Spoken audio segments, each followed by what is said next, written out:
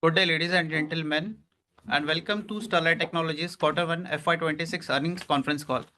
My name is Kunal from EAI Investor Relations. We are joined by Ankit Agrawal, Managing Director, Sterlite Technologies, and Ajay Jahanjari, CFO, Sterlite Technologies, to walk us through the Q1 FY25 result and to answer any question that you may have. Please note that all the participant lines are in listen-only mode, and there will be an opportunity to you to ask any questions after the presentation concludes. You can download a copy of the presentation from the company website, that is www.stl.tech. Please note that this call is being recorded. Before we proceed with this call, I would like to add that some element of the today's presentation may be forward-looking in nature and must be viewed in relation to the risk pertaining to the business. The safe harbor clause indicated in the presentation also applies to this conference call. I now hand over the call to Ankit Agarwal for opening remarks. Over to you, sir. Thank you, Kunal. Good day, everyone. Thank you for joining us for our Q1 FY26 earnings conference call. As we complete our first quarter of FY26, directionally, our strategic priorities remain the same in the optical networking business. Some of the key strategic priorities for FY26 are shown to you in this slide. Our focus remains on driving growth by increasing market share in optical fiber cables and improving our connectivity attach rates. We're also rapidly expanding our product portfolio for data centers, recognizing the rising demand for high-speed, scalable connectivity driven by the rise of AI-enabled data centers. Additionally, we will sustain our efforts to drive technology and cost leadership in the optical domain. On the other hand, our ambition is not just to grow, but also to build the future through STL Digital. We are consciously investing in strengthening our technology and domain capabilities, laying a strong foundation for long-term differentiation. And most importantly, we're ensuring that all of this translates into profitable, sustainable growth. Together, these priorities will guide our journey in FY26, helping us not just to respond to today's market needs, but actively shape tomorrow's digital future. At STL, we lead with purpose. We are committed to building a more connected, inclusive, and sustainable world. Since FY19, our efforts in education, women empowerment, healthcare, and sustainability have touched millions of lives across India. Through our RoboEdge program, we reached over 8,000 students across 11 schools, with 13 students representing India at the International Robotics Championship in Estonia, a moment of immense pride. Our Jeevan Jyoti program, founded by Ms. Jyoti Agarwal, has empowered more than 6,000 women artisans with vocational skills. Many of them now showcase their work under the Akai brand, building livelihoods and confidence.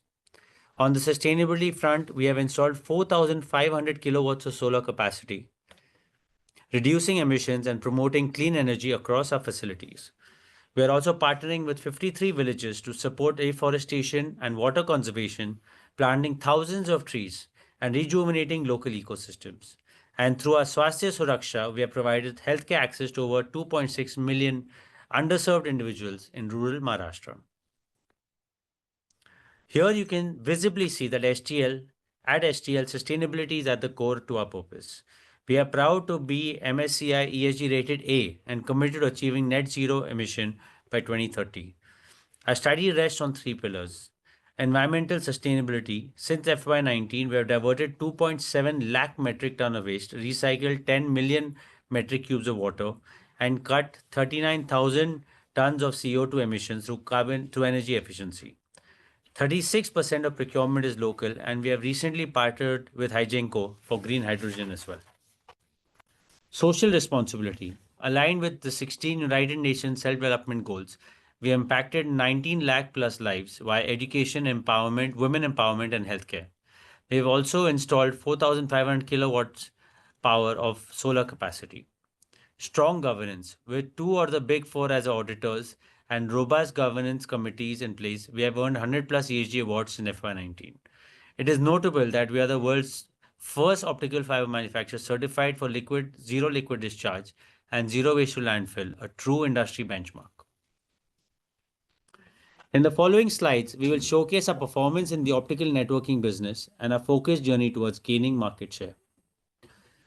We are in the midst of three major investment cycles. FTTX, data centers, and 5G are all converging, creating unprecedented demand for digital infrastructure. Starting with FTTX, As you can see, over 100 million US homes are still awaiting fiber to the home, with North America expected to see a 10% CAGR in fiber deployments.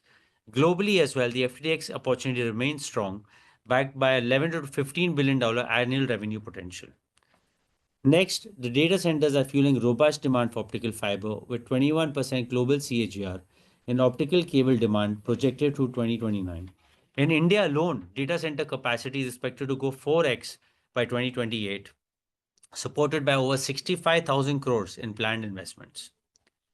On the 5G front, the momentum continues with 6.3 billion global 5G subscriptions expected by 2030, accounting for almost 70% of all mobile users. Crucially, 80% of global mobile traffic will be run on 5G, accelerating the demand for fiberized mobile sites, going from 38% today to over 65% by 2029. The surge is supported by massive capex from big tech, the hyperscalers expected to exceed $100 billion by 2030. Large scale government projects like India's BharatNet $2.5 billion BharatNet Phase 3 and almost $100 billion in the US with BEAD and other programs. All of this signals a multi year network build cycle, and STL is well positioned to lead and enable this digital transformation globally. This site highlights how global telecom and technology leaders are unanimously betting on optical fiber as a foundation layer for the digital future, be it 5G, broadband, data centers, or AI infrastructure. The message is very clear. Optical fiber is not optional, it is simply essential. It is the key to taking the broadband forward. As you can see, the AI revolution and rapid data center expansion is not just industry developments, they are transformative forces redefining global infrastructure. By 2030, global data center capacity is expected to grow close to 4 times, with AI workloads accounting for more than 70% of this demand. This explosive growth is driving a sharp need in fiber requirements. AI enabled data centers require up to 36 times more fiber than traditional CPU based facilities. As GPU servers increase in data centers, the number of connections between GPUs goes up and the count of fiber cable increases. At STL, we are uniquely positioned to enable this shift. AI optimized scalable solutions that are tailored for GPU dense, high bandwidth, low latency environments, aligning perfectly with next gen data center requirements. Our commitments to build Make in India for the World portfolio is delivering tangible outcomes. 23% of our revenue came from our growing enterprise and data center business in the past quarter. According to CRU, global optical fiber demand is poised for a turnaround in 2025, with a projected close to 2% year-on-year growth after 2 years of continuous decline. This marks the beginning of a positive long-term trajectory in the industry. Demand fundamentals remain robust, fueled by FTTH rollouts, AI-driven data center growth, and the rising connectivity across the rural regions of the world. North America and Europe are set to lead this resurgence, with North America projected to grow at almost 11.6% CAGR through 2029. And globally as well, demand in our focus markets like US and Europe is expected to grow at about 8.9% CAGR, reflecting encouraging midterm potential. We're also seeing encouraging signs from markets like India, Vietnam, and Southeast Asia, and parts of Europe, which all align well with our strategic priorities. With this recovery underway, STL is well positioned to lead and enable the next phase of global digital infrastructure expansion. The latest China mobile tender also highlights a robust fiber demand in China, surpassing expectations. With close to 98.8 million fiber kilometers announced, well above the CRU research estimate of 80 to 85 million. This is in addition to Unicom's recent 68.5 million fiber kilometer tender. All of this is clearly pointing that China is pushing ahead with an aggressive network expansion, both at the result of linking to 5G as well as rural fiber broadband connectivity. While STL is not directly exposed to China's pricing battles, there are important global signals here. All the price corrections are largely baked in, which limit the downside risk from here. We expect short term pricing stability, aided with our planning and our margins in place. Most importantly, STL's geographic diversification keeps us insulated, even as we remain tuned into global pricing dynamics. Overall, these developments reinforce our confidence that the market is truly making a recovery. As the market demand recovers, STL is well poised to make the most of the opportunity, and our order book intake numbers give a good indication of that. In quarter 1 FY26, we clocked 1,529 crores in order intake, nearly 3x from 566 crores in quarter 1 FY25 and 588 crores in quarter 4 FY25. A few key wins include a 3-year long-term contract with a leading European telecom player, strong inflows from top-tier North American telecom operators, expanding our global reach. With this momentum, STL is firmly on the path of accelerated growth. Being at the forefront of technology leadership, STL delivered key innovations like launching a next-generation data center portfolio and India's first multi-core fiber supporting high-capacity AI-ready networks. Our innovation engine remains strong, with 76 new patents filed last year, taking our total to 740. Our pipeline includes building future-ready capabilities like hollow-core fiber and AI-powered fiber sensing, which is also leading a sustainability.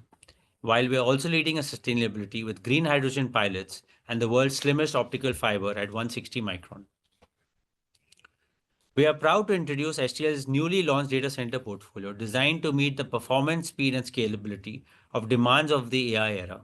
The portfolio brings together a comprehensive range of fiber and cabling solutions, pre-terminated multi-fiber systems, and a high-density Celesta IBR technology, ensuring low latency, high-capacity deployments for data centers, campuses, and smart infrastructure. Built to support modern AI workloads, our solutions are fully compliant with global standards and deliver the reliability required for hyperscale environments. With over 3 decades of optical innovation, our products are manufactured and tested in-house, offering future-ready designs and backed by 25-year warranty. Our go-to-market partnership with Tech Data expands our reach to over 70 Indian cities, enabling efficient market access through a robust distribution and financing network. As our CEO Rahul Puri put it, in today's AI-driven era, data centers are about enabling intelligence at a scale. With this launch, STL is leading that transformation. Another exciting launch showcasing STL leadership is next-gen optical multi-core fiber, which offers 4 to 7x capacity or the same fiber footprint with lower deployment cost. Multi-core fiber is ideally suited for AI data centers and 5G networks. Its performance has been validated through successful collaborations with CDOT and IIT Madras, demonstrating high-speed transmission deployment across both aerial and underground environments in a secure way. STL is the first globally to deploy MCF across both terrains, setting new benchmarks in fiber innovation. As per CRU data, our market share has improved year on year in the global OFC market outside China to 7% from 6% in Q1 FY25, while our optical connectivity attached remains stable at 23%. With recent product launches and market recovery signs in our focused markets, we expect to improve these metrics further. Now turning to the financial performance of optical network business. In line with our guidance, Q1 FY26 revenue stood at 961 crores, making a healthy year-on-year growth. EBITDA for the quarter was 137 crores with a margin of 14.3%, reflecting a significant improvement from previous year. This margin expansion is a result of our continued focus on cost leadership and operational efficiency.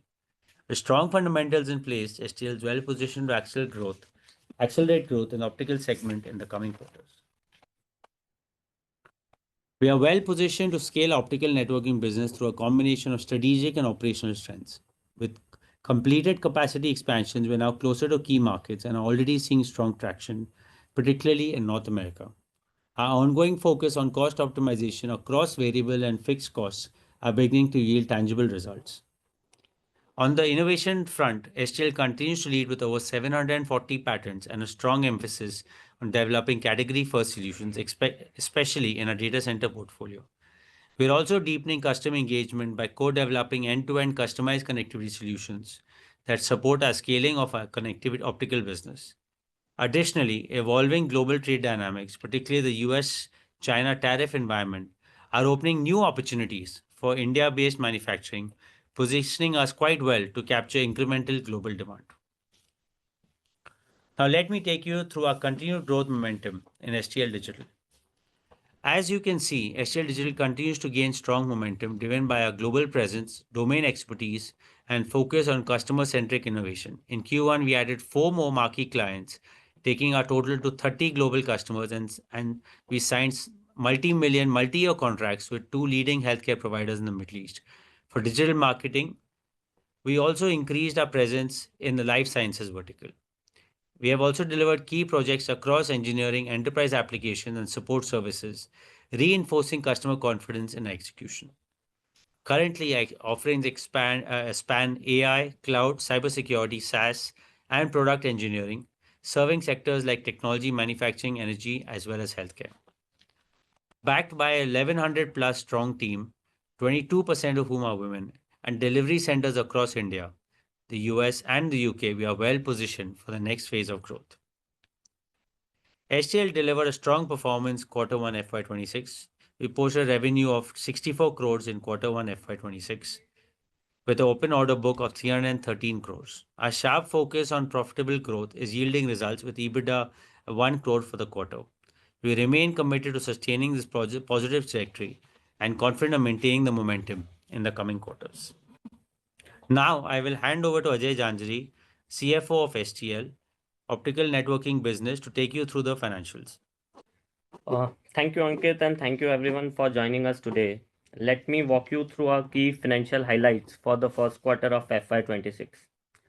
We have had a strong start of the year with Q1 FY26 revenue coming in at 1019 crore, a robust 17% year-on-year growth, reflecting healthy demand and strong execution across our businesses.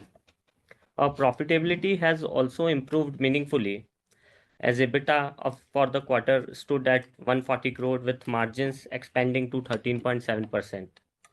This marks a significant year-on-year improvement and underscores the progress we have made on operational efficiency and cost optimization. On the bottom line, we recorded a PAT of 10 crore from the continued operation. This is a turnaround from the loss of 48 crore we had in Q1 of last year. And importantly, it reflects sustained profitability into this fiscal year. Overall, the results signal continued momentum and improved financial discipline as we head further into FY26.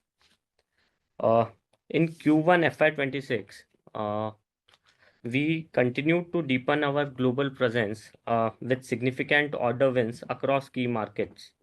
Notably, we signed a 3-year long-term supply agreement for IBR cables with a leading European telecom operator. In North America, we saw strong order inflows from top-tier operators, reaffirming our relevance in this competitive landscape. We also secured high-value digital contracts in Middle East for marquee services with leading healthcare providers, highlighting our growing traction in the digital segment. On the right, you will see our revenue remains well diversified. Europe led our performance with a 49% contribution in Q1, while the Americas strengthened to 31%, reflecting robust growth. Although the revenue base is lower due to seasonality, our geographic mix remains healthy and balanced, positioning us well for the coming quarters. Moving to the order book, we have seen continued momentum this quarter. Our open order book rose to 4,888 crore in Q1 FY26, up from 4,378 crore in Q4 of FY25, reflecting strong order inflow and market confidence. Of this, 722 crore of order book is slated for execution in Q2, with balance 4,166 crore scheduled for FY26 and beyond. This provides solid revenue visibility and supports our growth trajectory for the year. Here we have shared an abridged snapshot of our reported numbers for your reference. In line to our expectations, net debt stands at 1,300 crore with debt to equity ratio of 0.64x and net debt to EBITDA at 2.3x. We are focused on bringing this below 2x going forward. On the demerger front, shareholders and creditors approved the scheme on July 10, 2024. The petition was filed and admitted by NCLT in October with final approval received in Feb 25. As of March 31st, 2025, STL Networks Limited is now a separate legal entity. We are currently progressing towards listing its shares with necessary regulatory approvals. We expect this listing by end of August. Over to you, Ankit. Thank you, Ajay. To summarize the key focus areas in the optical business, we are sharpening our edge in technology and cost leadership to break into the global top three. Our focus is on expanding our share in priority markets, boosting optical connectivity adoption, and scaling attach rates for the connectivity business. We are also rapidly growing a strong data center business, reinforcing our position as a key connectivity enabler in global digital infrastructure. In the digital business, we continue to drive revenue growth with a clear focus on profitability.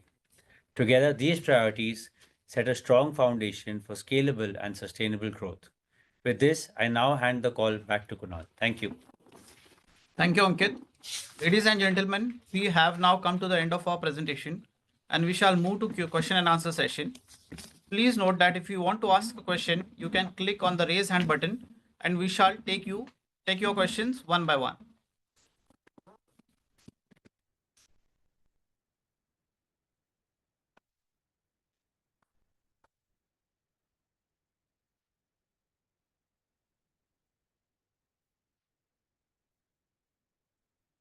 We will take our first question from Saket Kapoor. Please go ahead, ask your question.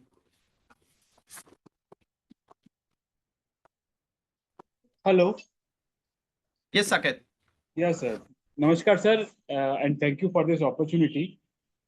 Firstly, Ankit ji, a good set of numbers from us. Sir, firstly, if you could just give us some understanding how the realizations have shaped up for OF and OFC. What are the price trends currently? And how are we seeing them looking into the China mobile contract part, which you just mentioned in the investor presentation? How are the spot prices have moved up? Just if you could just give some color on the same.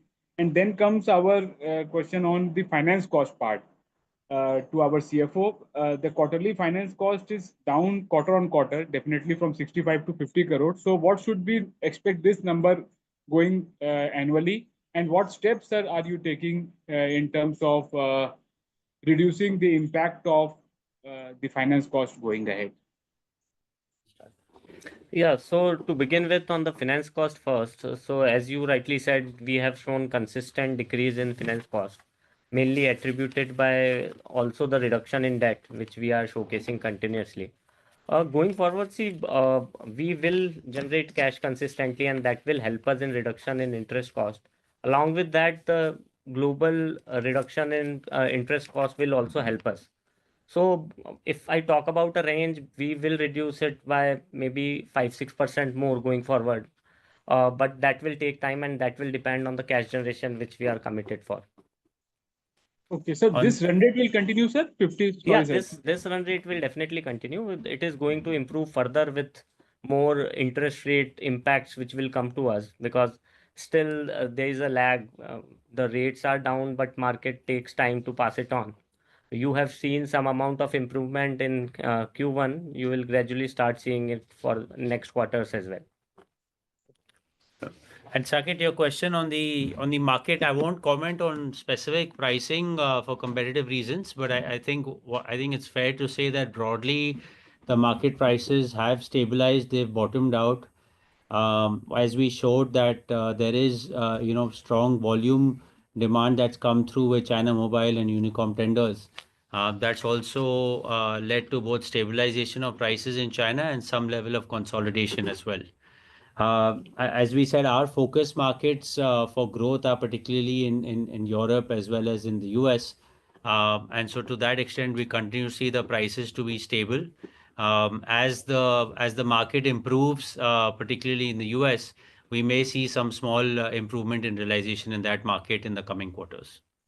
Okay. I was just coming to the US part only, sir. If you could just comment on how have the utilization levels moved, especially for our new US facility, and also as a overall STL as an entity, where are we in terms of sweating our assets to in terms of utilization level? Since, sir, you have mentioned in your presentation that going ahead, there will be further rationalization of the cost parametrics when the fixed cost absorption is there. So what can we expect in terms of the incremental utilization levels going ahead, depending on the order book execution as per the closing order book just alluded by you? No, I think for competitive reasons, I won't specifically comment on our utilizations overall. But to your point on the US factory, it's really a state-of-the-art factory we've built to serve the North America market. There are requirements that come up which require made in America products, and we are really well set up to serve that. And also with any potential tariff impacts that may happen between US and India. Again, we are very well set up with our factory in the US. In terms of utilization of that factory, that is improving quarter on quarter, and certainly will continue to improve through the course of this year. Any number you can share, sir, sub 25-30% or above that? It's above that. I won't be able to share a specific number, but it's certainly improving and moving in the right direction. And last point on the passive connectivity, sir. This time you have not mentioned in your presentation how much our passive connectivity has contributed and what are our targets for the current year. And also, lastly, on the digital part, what are we expecting in terms of execution for the current year, and how should the bottom line be shaping up, since this will be a more predictable business and not subject to vagaries of the market? Sure. I think just to clarify on the connectivity, we have shared our attach rate, which we typically share. I'm happy to share that it continues to be about 23%. And that clearly continues to be a focus for us to grow, again, both in Europe as well as the US. And in terms of the digital business as well, nothing new out there in the sense of our strategy. We've talked about profitable growth, and we have demonstrated about 1 crore EBITDA. So that continues to be the focus to ensure that we can have the right kinds of customers at the right margins and also build the right kind of capabilities around AI, cybersecurity, etc. It's a small portion of our business today, maybe 5% or something. So disproportionately, I think the growth for the company and HTL will come from the optical business. Sir, I'll join the queue for the follow-up, and all the best to the team, sir. Hope this financial year would be a more profitable year because of the underlying factors that we are seeing in the horizon and seen in the numbers also. Thank you, sir. Thank you, sir. Thank you. Participant request to limit your question to one and rejoin the queue for any additional questions so that everyone gets an opportunity. We will take next question from Nikhil Chaudhary. Nikhil, please go ahead with your question. Hey, hi. Thanks for the opportunity and congratulations on improving profitability, especially in optical business. To begin with, Ankit, I want to start with order intake. I think that's the first time you are highlighting that particular number. And we have seen clear bump up, 3x improvement compared to previous quarter and same period last year. So is it fair to say the phase of inventory correction is behind us, especially in the context that we have also seen increase in US revenue for Sterlite Tech? So some color in terms of where we are in cycle and what kind of growth trajectory we can expect from here on. Sure. So thank you, Nikhil, and appreciate your confidence in the business. I think, yes, as we've been sharing in the last couple of calls, that we are seeing improvement quarter on quarter in terms of the inventories getting utilized and reduced. I think that's continued to happen. We continue to see that in the last quarter and this quarter as well. I would say that by and large, a lot of the inventory has been absorbed. There is still some small volumes across distributors. It really depends on the distributor chain. But we do see. I want to also highlight that we've been sharing in the last few quarters, the actual deployment has been very, very strong in the US. That continues. It was only this inventory digestion which was required. We continue to see that as we move forward, there are millions and millions of homes that in the US particularly that need to be connected. And whether it is through private equity money, whether it's through the telecom operator spending, or potentially the government funding in the future, all of these do show, positive signs. And on addition of all of this is the growing demand for optic fiber from data centers, particularly in US and Europe, which are the large, capex geographies. And then, of course, India as well into the future. One additional trigger for demand will also be the BharatNet projects in India, where some of the projects have been awarded in the recent months. Some more will get awarded in the coming months, and that will also lead to demand for cable and fiber for STL. Got it, Ankit. Ankit, can you highlight, the reason for such sharp increase in order intake in particular? I mean, it's a multiple factors. I think obviously the demand is strong from a timing perspective. We were able to lock in some long-term contracts with some of our customers. As you can appreciate, certainly with tier one telecom operators and other customers, these are these contracts take long to mature. And from our perspective, it's for our long-term benefit of the company. It's important for us to continue to secure such long-term contracts. And our intent is to continue to do this both for cable and connectivity going forward. Got it, Ankit. Now, second question, more important one. Nikhil, can I request you to join the queue, please? Sure. Yeah, please. Thank you. Thank you. Next question we'll take from Ranjay Popli. Ranjay, please go ahead. Hi, thank you. So my question is on the winners of the BharatNet Phase 3. What is our strategy for engaging with the winners, and have we established any collaboration or partnership with them so far? Yeah, thank you, Anjay. So, as you may be aware that we have another entity which is demerged from STL. That entity has won this Jammu Kashmir project. So that certainly for that project, we will be supplying the optic fiber cables at arm's length. In addition to that, there is a MAF, which is which is what gets submitted at the time of the bidding. So we have our MAF as well with some of the bidders who have won some of the other projects. Some of those have already been awarded, some are still to be awarded. So I think still a little early for us to comment. And ultimately, even as those winners start executing their projects on BharatNet Phase 3, we will get a better sense of what share of volume we will get from them. So I think probably another quarter or so, we'll be able to give you a better update as the execution for these projects start kicking off. Okay, got it. And related to the EBITDA margin of the fiber department, we've seen that the EBITDA has increased compared to the last year. Can we say that it is a function of increase in capacity utilization? Yes, absolutely. So I think we are working across all levers. I think as Ajay also pointed out, definitely we are looking at improving our volumes, improving our utilizations. We are also looking at in certain markets as we sell more higher technology products or higher technology solutions to improve our realization. At the same time, we've been continuously focused on our cost initiatives, across the board. So I think it's a combination of these. But at a macro level, going forward as well as we continue to grow our volumes in our focused markets, that should improve our EBITDA margins going ahead. Thank you. Thank you. We'll take our next question from Bala Subramaniam. Bala, please go ahead with your question. Thank you, sir. My first question regarding this multi-core fiber, I just want to understand what is the commercialization roadmap and are there any tangible customer contracts beyond pilot deployments?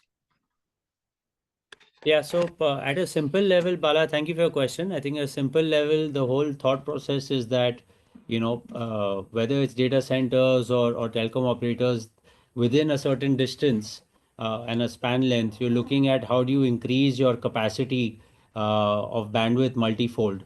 And one option is to keep adding more and more cables. But this is an incredible innovation that we have where within the same fiber, instead of one core where the light transmits, you put 4 cores. So you're essentially quadrupling the capacity in the same space. So this is an amazing innovation by STL. We have our own IP on this. As you can imagine, this is, we are very, very early into the market here. There is strong interest from hyperscalers and other telecom operators. But I think the commercialization will take some time. We are working on this actively, and we have received strong interest from various potential customers. Got it, sir. So my second question regarding quantum key distribution side, I think we have reached around 100 kilometer QKD transmissions. I just want to understand what are the commercialization barriers and how do we scale up in this area. And secondly, we focused on 100% green hydrogen for optical fiber side. I just want to understand about cost implications and how we are going to do that. Sure. I mean, similar, I would make the same comment again with quantum key. It's something that is definitely being promoted at the government level, both from a defense application, security application, and also, wanting to lead India as a technology forward. So hence, some of these projects are being actively funded and sponsored by the government. In this case, we partnered with CDOT, which is also a government entity, and it's been a very successful partnership to demonstrate this, over multi-core fiber. So again, this is a great step forward by your company. We're looking at how we can partner with the government for more such opportunities, but also equally with the private sector, which is looking at different applications. This could be equally in India, but in other countries as well. So still early stages, just given the nature of where this technology is. But again, STL has taken a step forward to demonstrate it, and we look forward to more opportunities coming up. And to your question on green hydrogen, maybe Ajay will comment on the numbers. But again, we feel very strongly that we want to be pioneers in also sustainability. And certainly, as you can imagine, not only in India, but especially in US and Europe, being a leader in sustainability also can be a key competitive edge. So this is something that we're very, very proud of, that we've moved forward in terms of green hydrogen. We've demonstrated that successfully. And the whole intent is all of this helps us move towards net zero carbon emission by 2030. So Okay, sir. on adding on the cost piece of it, so see, as Ankit said, we have to be global and we are competing with the global customers, wherein such sort of things are looked also to attract more business. So we are on it, and there is not a considerable increase of cost because of all of this. Got it, sir. Sir, my last question regarding data center side, I think more than 20% of revenue into data centers right now. I just want to understand what are the new launches we have. I read it in that industry report, the total addressable market size is anywhere more than $1 trillion next 4 to 5 years time frame. I just want to understand what are the product and new launches we are planning, how we are going to align with customer needs. So, look, at a macro level, it's still early stage. We've just launched our portfolio. And at this stage, I just want to clarify the number that we've shared is a combination of data center plus enterprise, which includes our entire copper and copper connectivity portfolio. We do believe that there is, upside for us as a potential in the data center. It also serves as a hedge for us versus the cyclical nature of the telecom spend that we see in the telecom capex. And also when we look at some of our global peers, having a good, healthy balance between serving telecom sector as well as data center segment makes strategic sense for us. So we are in early stages on the data center path. We are very, very proud of the portfolio we've launched, and we have started conversations with potential customers. Probably give us a quarter or two, and we'll give you a better update on this. Got it, sir. Thank you. Thank you. Thank you. We'll take next question from Akshat Mehta. Akshat, please go ahead.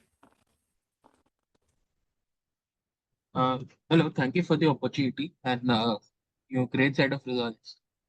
I just had a couple of questions. One is, I wanted to understand, how should this quarter for digital business in terms of, the profitability and the revenue dip, and what can we end up at the end of the year? That's number one. Sorry, And can the you Akshat, can second you question repeat? that I have is, You are not clear. Akshat? yeah. So, is this better? Yeah. Yeah, please. Yeah, so my first question was regarding the digital business. How should we look at this quarter in terms of the revenue and margin dip, and what can we end up at, for the rest of the year or at the end of the year? What kind of margins and revenue can we, expect for the digital business? Number one. And secondly, I would like, the management to kind of give more details on the new UK FTA that has come in. What impact or what kind of, demand that can generate for us in optical fiber business?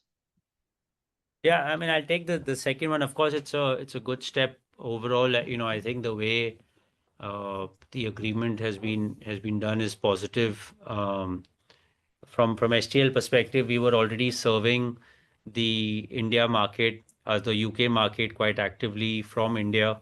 We're probably one of the leaders in the UK market with our cable and connectivity portfolio.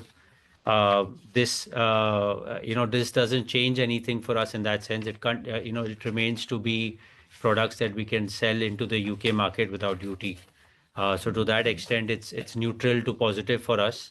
And any duty coming in instead would have been a negative outcome for us. So this is positive to that sense. From a digital business, I think as I shared, right now we are focused on taking the digital business quarter by quarter, really focusing on right kinds of customers, right cost structure, and building certain capabilities specifically on AI, as well as cybersecurity. I'm happy with the team that we have in place. We are at EBITDA level marginally profitable, and the intent would be to continue to grow that EBITDA profitability quarter on quarter. We will take our next question from Sunil Jain. Sunil, please go ahead.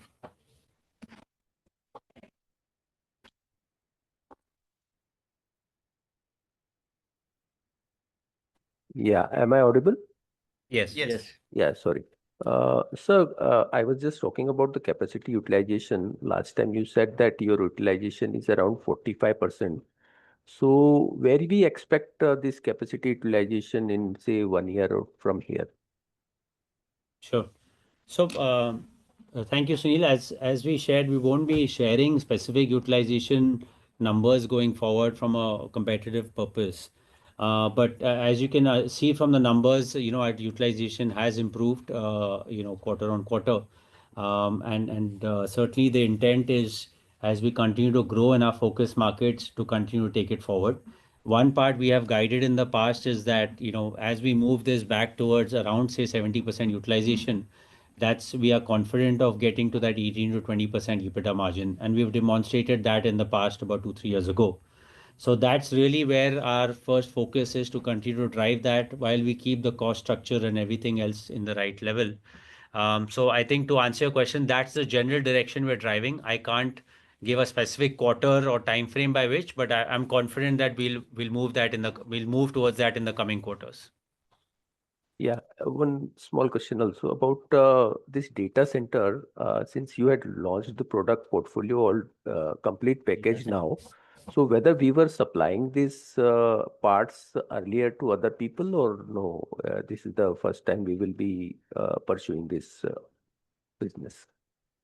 So I think in the past with data centers, we've always had a very strong copper business that further scaled up through acquisition of Metallurgica, Bresciana, and we've been growing that. On the data center part specifically, this is something that we clearly see is an interesting opportunity given our expertise both on cable as well as connectivity. We've been now working to also grow some of that portfolio and technology towards what the data centers require very specifically. So that's something that we have put in the efforts and been able to launch recently. We have been in conversations, as I shared with the customers. We have supplied some products in the past, but I think from a meaningful contribution to the company going forward, this is really the start of it. And as we continue to grow and start making inroads, we will definitely look to see how we scale this up globally. So that will require approval process from the implementer. Absolutely. I mean, there is an approval cycle. There's certifications required. We are building our own IP. So all of that will happen in parallel. So how much time that can take?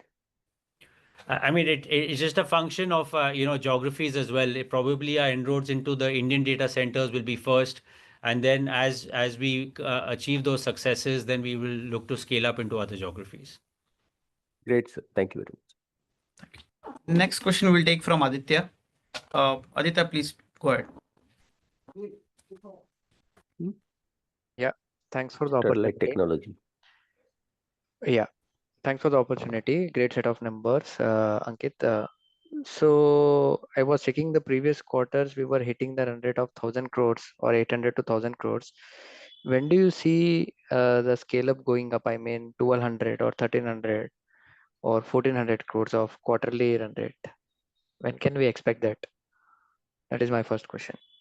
Yeah, Aditya, as I just shared in previous questions, I won't be able to comment on a specific timeline.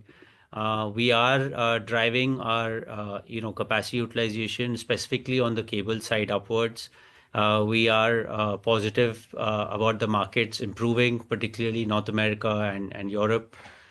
So as that improves, as you're aware, we have the capacities. We have invested in the capacities over the last 3 to 4 years. And that's just on the cable side. In addition to that, we also want to grow our connectivity. So both of these will contribute to this growing. And we're also seeing some interesting signs of our potential in growing our copper portfolio, our enterprise portfolio as well. So all of these three are what we're looking at to grow the top line as you shared. But probably you will start seeing that, in the coming quarters. So in this year, can we hit that 1400 or 1500 quarterly number, or it will be next year? I won't, Aditya, I won't be able to comment on a specific number, but I think you will see improvement quarter on quarter. Okay, that's good to hear. And one more thing, Ankit, I've been following this company for a long time, and I saw that recently you have purchased shares from open market. This is the first time you're doing that after a long time. So I wanted to understand any exciting things, or it's just a market price opportunity. You're feeling that because over the last 3 to 4 years, this is the first time you're doing it. Honestly, no specific comment or no specific opportunity. Everything is in public domain. We are excited about the business. We're excited about the opportunities. I think we have a great team. All of us are on this together, and we're excited about how we take the business forward from here. Sure, Ankit. All the best. Thank you. Thank you, Aditya. Next question we'll take from Nikhil. Hey, hi. Thanks for giving me opportunity again. Ankit, just want some clarity on the margin part a bit. Margin has improved this quarter.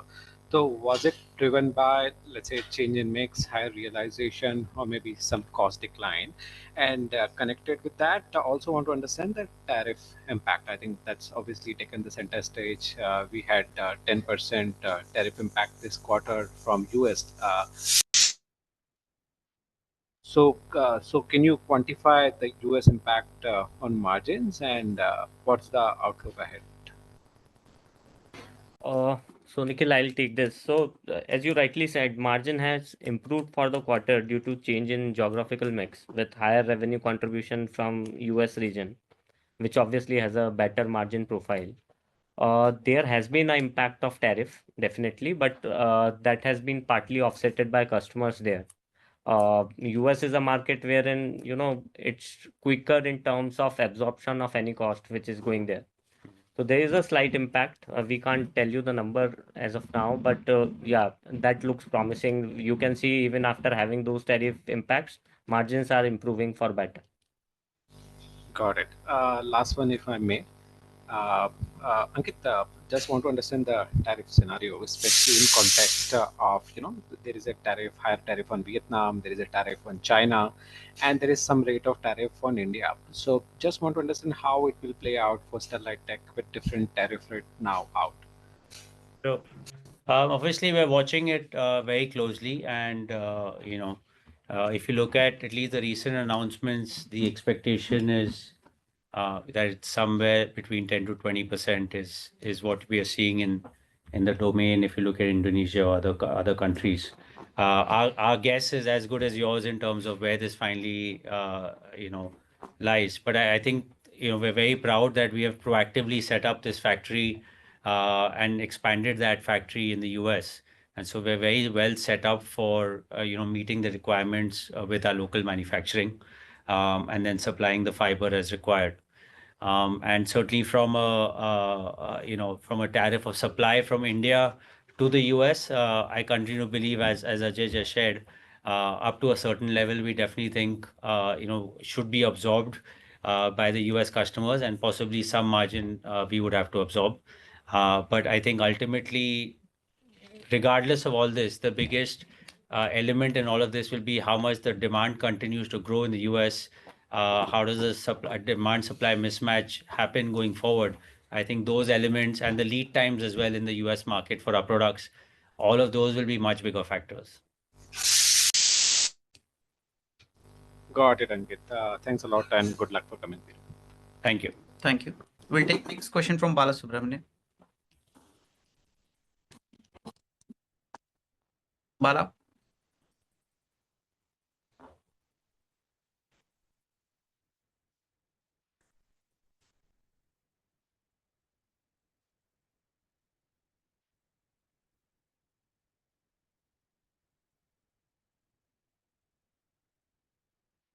I think there's some problem with line. We'll go with Saket Kapoor.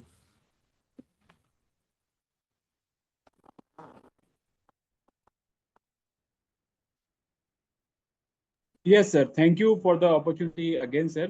Only one question was there with respect to the employee cost. On a quarter-on-quarter basis, sir, although the revenue is lower, but still the employee cost is there is increment of 10% from 142 crore. I am talking on the console level, from 140 to 156 crore. So if you could just explain the rationale behind it and what should we work out as a percentage of sales, the employee cost for a year as a whole. Yeah, so you are right, Saket. This increase reflects our investment in building strong leadership across high growth areas like data center and international markets. With this launch recently, we had to have a team fully set up and aligned to demonstrate the revenue growth as well.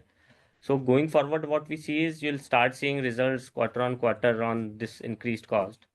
I would also like to add one more point. The cost, if you compare it from last few quarters, it has remained in a range, and going forward, we'll keep a proper check on this. But we have to invest on our new businesses and new lines which we are talking about, and that increase will be on a global basis. So, sir, for a year as a whole, as a percentage of sales or revenue, what should be this number likely be, sir? Today, this quarter, it was abnormally high at 14%. So with the ramp up in revenue, if you could just give some color, as sir was Ankit was mentioning about the lumpiness in the order intake, how will the execution cycle be shaping up, and what should be the contribution of employee cost as a percentage of sales? So see, our target is, if I can talk about a range, it would be between 10 to 12% on a yearly basis. That is what we are targeting as of now. And how should the revenue ramp up be, sir? So that is again a math. So if the cost remains stagnant, then obviously revenue will look better. No, sir. Depending on the closing order book for the quarter, how should Yes. the revenue? What should be the revenue we should factor in for this current financial year? Since we have a strong order book, 3-year order book, 3-year order that one from the European nation. So what should Saket, we won't be able to comment specifically on the revenue for the year. I think we've shared 3 or 4 types of guidance. One, mainly, I think the order book should give you a strong indication that there will be healthy and continued revenue through the year. Second part is, as we've been sharing, we do expect our utilizations to improve quarter on quarter, and hence our revenues and EBITDA margin should improve from here. And then the last part is in terms of positive triggers for growth. One is the connectivity part, which we're working on, and second is the data center part. But the data center part, as I just shared, will take some time in terms of getting the approvals, certifications, etc. So you'll see some of that benefit in this year and then going into next year. Right, sir. So just to conclude, what should be the increased utilization level, sir, from what we exit the first quarter? By what percentage should we see the utilization levels improving as an overall entity? for a year Saket, alone. we can't. I know you're trying to get this data from different angles. I can't give you a Okay. specific number. That's my job, sir. Please, Okay. please appreciate that these are Yeah, I very sensitive appreciate it, data sir. points. Yeah. I appreciate, and my best wishes to the entire team, sir. Thank you. Sir. Thank All you. the best, sir. Thank you, Saket. Dhanyavad, Thank you. sir. Thank you, Saket. We'll take our last question from Santosh Rao. Santosh, please go ahead. Hello, am I audible? Yes, Santosh. Hi, Ankit. Congrats for the continued improvement. My question is more about this slight mix shift towards US region. Was there any tariff-related pre-buy, or do you think it is more normal ordering coming back post inventory digestion? No, it's a normal, we've been sharing that the market, new demand has been improving while execution and fiber deployment continues to be strong. And we continue to see, announcements every day from operators and PE companies.